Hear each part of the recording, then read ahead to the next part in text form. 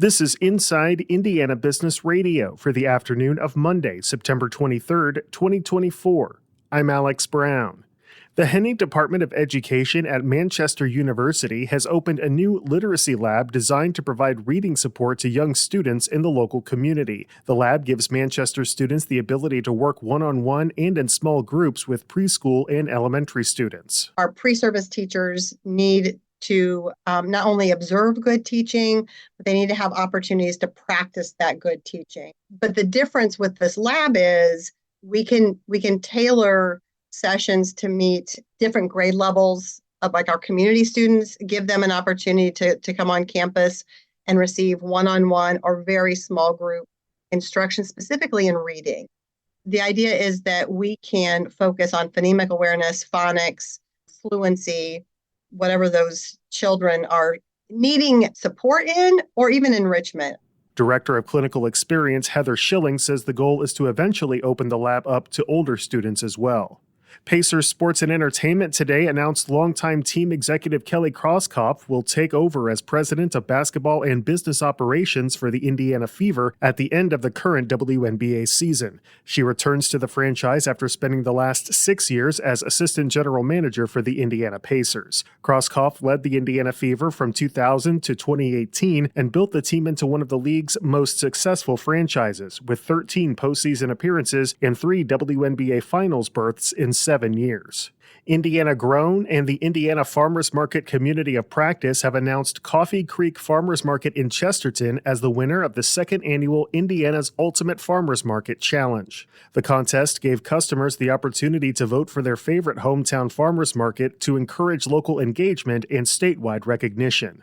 From the number one source for Indiana business news, this is Inside Indiana Business Radio. IBJ Media, Inside Indiana Business, and the Indiana Economic Development Corporation invite you to the Engage Indiana series, presented by CareSource, Indiana University, and Old National Bank.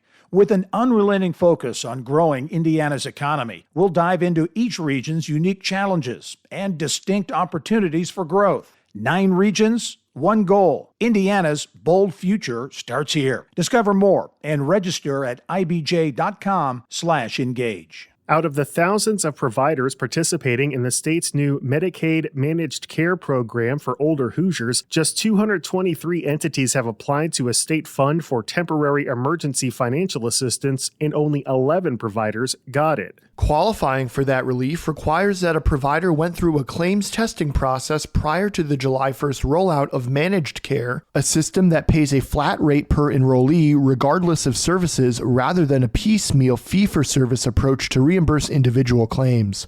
The state chose 3 large insurance companies to serve as Managed Care entities, or MCEs, for the Pathways for Aging program: Anthem Blue Cross and Blue Shield, Humana Healthy Horizons in Indiana, and United Healthcare Community Plan. Of the 223 applications, 48%, or 108 providers, were denied because they hadn't participated in claims testing. Another 40% were dismissed because providers opted to work with MCEs to get the claims paid, according to data shared by the Family and Social Services Administration. Of the remaining 26 applications, the FSSA said that 6 were still open and another 9 were duplicates.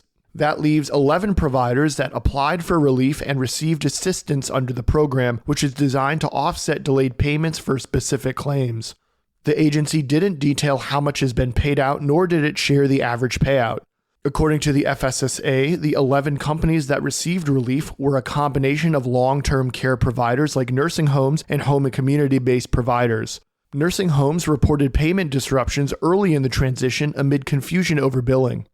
I'm Marek Mazurek for Inside Indiana Business Radio. IndyCar today finalized a charter system for 25 entrants that gives 10 open-wheel organizations some guarantees. The initial agreement runs through the 2031 season and ensures the 25 chartered cars a starting spot in all IndyCar races except the Indianapolis 500.